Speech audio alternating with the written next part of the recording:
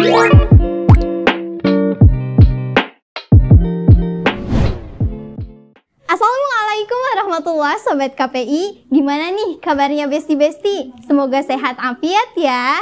Say hi from me, your host Naya Dinia Mutmainah. Dan selamat datang di podcast Akhwat Sharing, tempatnya berbagi ilmu dan pengalaman berharga.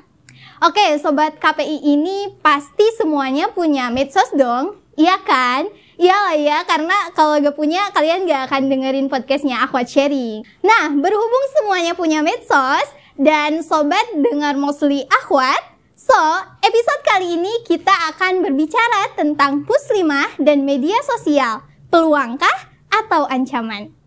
Sepertinya ini topik yang asik banget kita obrolin ya. Apalagi ditemenin dengan narasumber hebat kita, Ibu Siti Marlida MAG. Oke, sedikit saya perkenalkan. Beliau ini seorang dosen di KPI UM Bandung, pegiat dakwah, dan kepala Kober dan Madrasah Azkia ya Bu? Oke, kita sapa dulu nih narasumbernya. Selamat pagi Ibu, gimana kabarnya hari ini? Alhamdulillah, barakallah. Oke Ibu, jika berbicara tentang media sosial nih ya Sob, mungkin kalian udah sangat-sangat terlena dengan sosial media, apalagi TikTokan, para TikTokers dan kebanyakan itu muslimah ya Bu. Itu sangat miris sekali Ibu melihat hal itu ya. Nah, pandangan Ibu nih ya mengenai muslimah zaman sekarang dan zaman dulu dalam bersosial media, bagaimana Bu? Bismillahirrahmanirrahim. Kalau bicara tentang media sosial dan muslimah, gitu ya. Kalau kita bandingkan antara gimana nih sekarang dengan yang dulu, tentu sangat berbeda gitu. Kalau dulu belum ada tuh media sosial seperti Instagram ya, YouTube atau misalnya Facebook gitu ya. Zaman Ibu juga ada gitu, belum ada gitu. Nah, bedanya apa yang dulu dengan sekarang? Tentu karena belum ada perkembangan teknologi yang sebesar sekarang gitu ya. Nah, karena adanya perkembangan teknologi itu membuka peluang perempuan atau muslimah untuk berinteraksi, mengambil ilmu atau apapun yang bisa memberikan peluang besar gitu ya kepada muslimah untuk memberdayakan kemampuannya ya di ruang-ruang publik yang sifatnya ya media sosial gitu. Kalau di zaman dulu belum ada kan gitu. Jadi masih terbatas yang sifatnya secara offline gitu ya, tidak secara online gitu. Masih tatap muka gitu ya. Masih tatap muka, iya. Dan kalau persamaannya bagaimana Bu? Kalau persamaannya tentu kita harus menarik dulu nih ke sejarah masa dulu ya. Sejarah sebelum Islam hadir atau sebelum Islam memberikan kemuliaan kepada perempuan gitu. Kenapa? Karena kita tahu ketika Islam belum hadir di Mekah gitu ya, itu kan perempuan itu sangat-sangat terhinakan, sangat tertindas betul, tidak punya hak apapun, bahkan ibaratnya seperti binatang gitu ya, diperlakukan semaunya gitu. Nah, ketika Islam hadir dan memberikan hak dan kewajiban, kemudian mengangkat perempuan dengan berbagai macam kemuliaan, nah disitulah sebenarnya persamaan perempuan zaman sejak Nabi Muhammad sampai sekarang dan sampai nanti. Apa persamaannya? Mereka punya tugas gitu ya, punya kewajiban. Apa kewajibannya? Ya, pertama tentu adalah dia harus beribadah kepada Allah. Yang lainnya tentu dia harus melaksanakan tugasnya sebagai obor peradaban gitu ya. Karena ya fitrahnya adalah dia diciptakan sebagai makhluk yang memiliki kasih sayang, sumber sebagai ibu, sebagai pengayom gitu ya. Dan itu tidak bisa ada yang menggantikan gitu, karena memang fitrahnya seperti itu perempuan itu.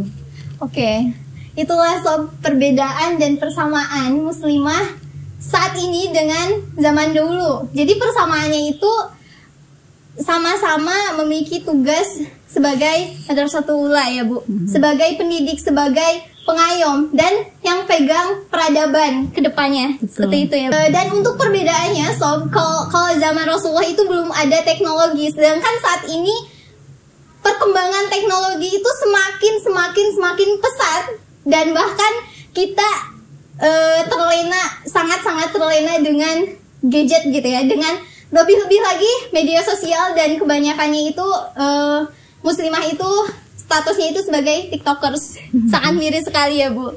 Oke, tadi kita udah ngebahas perbedaan dari segi teknologi, dan sekarang itu di teknologi itu yang sangat-sangat pesat itu sosial medianya gitu ya.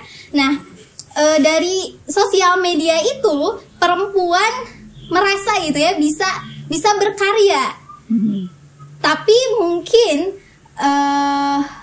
apa ya, kayak tidak pada tempatnya gitu berkaryanya itu, terlalu luas gitu.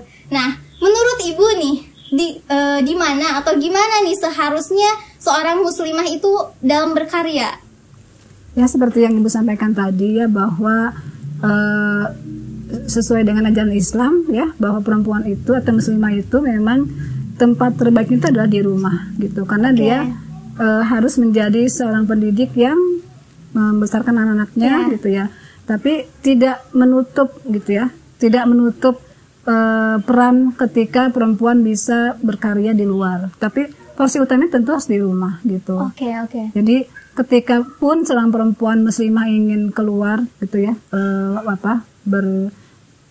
memanfaatkan misalnya keilmuannya, memanfaatkan skillnya gitu ya, tentu dia memiliki alasan gitu. Alasannya apakah untuk kepentingan kebaikan gitu ya, membawa maslahat ya. Gitu ya. Makanya itu harus yang menjadi alasan kenapa kita misalnya keluar rumah gitu. Harus jelas alasannya kenapa kita keluar harus syar'i rumah. gitu ya Bu. Betul, ya. Gitu tuh Sob. Jadi meskipun perempuan saat ini itu boleh berkarya di luar, tetapi harus ada batasannya nih. Karena kita sebagai muslimah harus sesuai dengan syariat gitu ya Bu. Betul. Nah, tadi kita berbicara mengenai media sosial, muslimah sebagai tiktokers gitu ya Bu. Nah, menurut Ibu nih, dampak positif dan negatif dari media sosial itu seperti apa Bu? Seperti sebuah pisau ya, dia memiliki dua sisi ya. Tadi ada dampak positif, ada dampak negatif. Kalau dampak positif, Ibu pikir banyak sekali ya. Kita bisa merasakan sendiri dengan adanya media sosial, kita bisa mendapatkan informasi, kita juga bisa mengembangkan misalnya kalau punya usaha mengembangkan ekonomi kita bisa gitu ya. Atau misalnya kita ingin bergabung dengan sosial media yang punya power mempengaruhi masyarakat, kita bisa memberikan saran atau memberikan pendapat, itu juga bisa gitu. Jadi manfaatnya sangat banyak ya. Tapi kalau dari sisi negatifnya tentu yang harus kita waspadai gitu kan. Misalnya adalah ketika kita tidak bisa memfilter, menahan ya serbuan-serbuan informasi yang negatif atau hal-hal yang negatif yang memang itu pasti akan masuk ke beranda media sosial kita gitu. Betul sekali. Ya, dan itu juga ya membahayakan gitu ya, baik nanti mempengaruhi ketahanan mental kita, mempengaruhi kemampuan kita bersosialisasi atau kemampuan kita atau dalam hal cara berpikir kita, itu sangat berpengaruh gitu. Jadi dua-duanya ada sisi negatif atau positif. Apalagi dampak negatif mungkin bisa mudah sekali menggoyahkan iman kita gitu. Betul, ya Bu. Makanya banyak muslimah menjadi seorang tiktokers yang bisa dibilang kurang etis gitulah ya Bu. Betul. Dan melihat dari dampak positif dan negatif media sosial ini, kira-kira mungkin Sob juga bertanya-tanya gitu ya, kira-kira hubungan antara muslimah dengan media sosial itu bagaimana Bu? Dan pasti dari hubungan ini muslimah itu sangat berpengaruh ya. Betul. Bagaimana kira-kira? Kalau diibaratkan tuh seperti magnet. Ya. Jadi antara muslimah dan media sosial itu seperti magnet. Media sosial menarik muslimah untuk bisa ikut dalam kegiatan media sosial. Dan sebaliknya gitu ya. Muslimah juga akhirnya mau nggak mau jadi ikut juga dalam semua yang berkaitan dengan media sosial. Jadi seperti magnet. Jadi kalau misalnya kita tarik menarik, mana yang paling kuat tarikannya gitu. Tapi yang perlu kita waspadai itu adalah ketika tarikan itu malah membuat kita menjadi negatif. Nah, itu yang harus kita terdorong gitu ya, bukan kita yang menarik media sosial.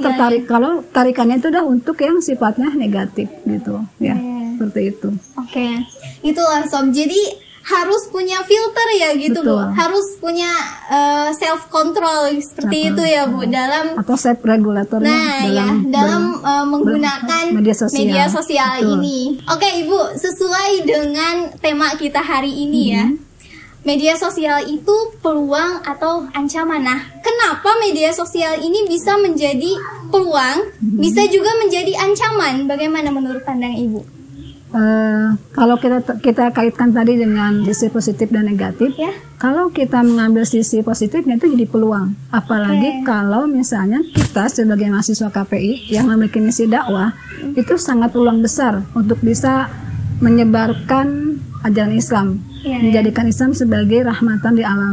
Ya, itu jadi peluang besar. Tapi kalau misalnya tarikannya gitu ya, ada sisi negatifnya, itu akan jadi ancaman. Ancamannya bukan hanya sebatas kepada diri kita sendiri, tapi juga mungkin lingkup kita terdekat, keluarga gitu ya. Kan kita mungkin suka mendengar misalnya betapa banyak rumah tangga yang hancur karena sosial media atau misalnya yang tertipu usahanya gitu ya karena salah berteman gitu ya. Jadi tergantung tadi, kalau kita ibaratkan magnet tadi, tarikan mana yang kuat gitu ya, apakah negatif atau positif. Kalau tarikannya negatif, maka itu jadi ancaman buat kita gitu. Makanya kalau bagi perempuan muslimah sangat penting ketika dia ingin bermedia sosial itu dia harus tahu dulu gitu, seberapa penting media sosial bagi kita, seberapa bermanfaat buat kita gitu. Kenapa? Karena sebenarnya tanpa media sosial kita juga bisa hidup gitu. Tapi kalaupun kita ingin menggunakan media sosial, tadi pertanyaannya dua, seberapa penting untuk hidup kita, seberapa bermanfaat buat diri kita, manfaat buat diri kita atau manfaat buat orang lain gitu. Jadi kalau kita keluar ke rumah itu karena kita punya skill, punya kemampuan gitu ya, kita bisa memberikan pencerahan kepada masyarakat, berarti kita bermanfaat. Atau kita yang mengambil manfaat gitu. Jadi misalnya kita terus on gitu ya, sekian jam gitu di media sosial, tapi kita tujuannya untuk betul-betul mencerdaskan, memberikan manfaat banyak buat kita, keilmuan atau apapun. Saya kadang gini, ada orang yang dia lagi bad mood, tapi ketika dia mendengar ceramah ustadz tuh dari TikTok, ternyata tercerahkan. Gitu ya. Itu kan berarti dia mengambil manfaat gitu. Baik Sobat KPI, mungkin pertanyaan kita mengenai peluang dan ancaman media sosial itu sudah sedikit terjawab, karena jangan puas sampai sini ya Bu. Jangan puas sampai sini, kalian harus cari seluas-luasnya, karena sumber ilmu itu di zaman sekarang apalagi ya sangat dengan banyak. Teknologi itu sangat banyak. Baik Ibu, setelah perbincangan kita dari awal mengenai perempuan, mengenai media sosial, dampak positif, negatif, dan sebagainya, apa saran Ibu untuk muslimah yang mungkin akan terjun, baru akan mulai bersosial media, dan untuk muslimah yang memang sudah berkecimpung dalam sosial media? Mungkin kalau untuk yang katakanlah pemula gitu ya, yang baru gabung, baru menggunakan media sosial, pertama tadi niatnya dulu gitu. Niatnya apa sih dia bermedia sosial? Nah, karena itu akan berpengaruh ke action berikutnya, ke action selanjutnya. Terus tanyakan ke dalam diri kita gitu, seberapa penting kalau kita menggunakan media sosial, seberapa bermanfaatnya kalau kita menggunakan media sosial ini gitu ya. Apakah ini bermanfaat buat saya, buat agama saya gitu. Kenapa? Karena kita harus ingat bahwa waktu yang kita lalui itu akan dipertanggungjawabkan, termasuk saat kita menggunakan media sosial. Dampak negatif yang kita rasakan semua ketika sudah menggunakan media sosial itu kita sampai lupa waktu. Nah betul, apalagi sampai sholat itu diakhirkan gitu ya Bu. Jadi akhirnya melalaikan ibadah, melalaikan tugas. Misalnya keluhan bapak-bapak, kenapa misalnya tidak masak karena lagi main TikTok gitu. Itu kan salah satu dampak negatif gitu. Iya. Nah untuk yang sudah pemula, yang sudah lama gitu selain tadi tetap bertanya nih apa tujuannya gitu ya, luruskan niatnya. Kemudian masih penting nggak nih TikTok media sosial gitu ya, masih manfaat nggak buat kita? Kalaupun misalnya masih menggunakan, tetap perhatikan rambu-rambu Islam kepada perempuan dalam berinteraksi dengan masyarakat, misalnya menjaga auratnya, itu satu.